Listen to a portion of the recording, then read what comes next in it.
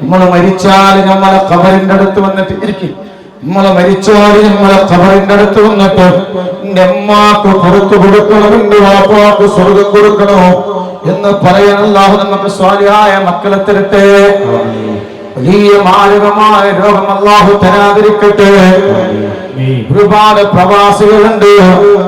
വാപ്പ പ്രവാസിയാണ്, ഭർത്താവ് പ്രവാസിയാണ്, മരുമക്കള് പ്രവാസിയാണ്, പേരമക്കള് പ്രവാസിയാണ്. അവരെ ജനാസ പെട്ടിയിലാക്കി നാട്ടിലേക്ക് കൊണ്ടുകൊണ്ട് അവസ്ഥ തരാതിരിക്കട്ടെ. അറിയോ, 2-3 ആഴ്ച മുമ്പ് ഒരു ഉമ്മ എന്നെ വിളിച്ചു.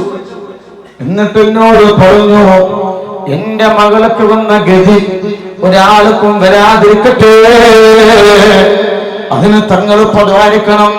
എന്റെ മകളെ കല്യാണം കഴിഞ്ഞു, എന്റെ മകളെ കല്യാണം കഴിഞ്ഞു. 2 മാസം എന്റെ പുതിയാപ്പിള നാട്ടിലുണ്ടായിരുന്നു. എന്റെ പുതിയാപ്പന്റെ മരുമകന്, എന്റെ മരുമകൻ 2 മാസം വീട്ടിലുണ്ടായിരുന്നു. അങ്ങനെ ജോലിക്ക് പോയി, കടങ്ങളാണ്, പ്രാരാബ്ധമാണ്. 2 മാസം കല്യാണം കഴിഞ്ഞിട്ട് എന്റെ മരുമകന് പോയി. എന്റെ പുതിയാപ്പിള ഗൾഫിലേക്ക് പോയി. സുബ്ഹാനല്ലാഹ്, അവന്റെ പെണ്ണുങ്ങൾ, എന്റെ മകള് ഗർഭിണിയായി. അങ്ങനെ മാസം തികഞ്ഞവന് എന്റെ മകള് പ്രസവിച്ചു.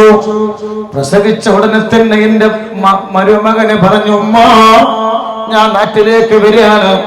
പ്രസവിച്ച എന്റെ പൊന്നുമോനെ കാണാതെ എനിക്ക് 1 മിനിറ്റ് പോലും ഉറങ്ങാൻ കഴിയുന്നില്ല, ഞാൻ അങ്ങോട്ട് വരികയാണ്.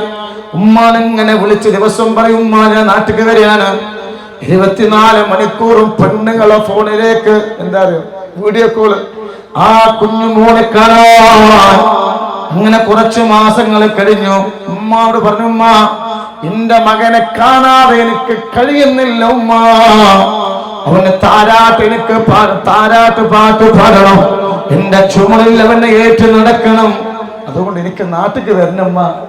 ഉമ്മ പറഞ്ഞു, മോനെ കടല്ലേ, ഉമ്മാന്റെ കുട്ടി കുറച്ച് മാസം കഴിഞ്ഞിട്ട് വന്നാ പോരെ. എനിക്കെന്റെ മകനെ കാണണോ, എന്നാ അമ്മാന്റെ കുട്ടി പോരാ. അങ്ങനെ പോരാൻ വേണ്ടി ഡേറ്റ് തീരുമാനിച്ചു.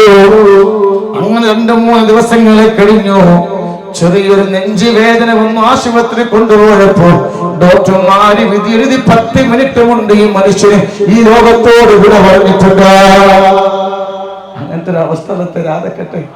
എന്ന് ആലോചിച്ച് നോക്കാൻ, ആ പൊന്നുമോനെ കാണാ, ആ പൊന്നുമോനെ എന്റെ വാപ്പായെ കാണാല്ലേ, ആ പൊന്നുമോന്റെ മയ്യത്താണ് ആ വീട്ടിലേക്ക് കൊണ്ടുവന്നത്. ആ ഉമ്മ പൊട്ടി പൊട്ടി കരഞ്ഞിട്ട് പറയാ, തങ്ങളെ കടലിലോണ്ട് എന്റെ മോനോട് ഞാൻ അങ്ങനെ പറഞ്ഞത്, അള്ളാഹ് എന്നോട് പൊറുക്കൂലേ, അള്ളാഹു പുറത്തു കൊടുക്കട്ടെ. അങ്ങനത്തെ ഒരു അവസ്ഥ തരാതിരിക്കട്ടെ കേട്ടോ. ഇന്ന് നിയ്യത്ത് വെച്ചോളി.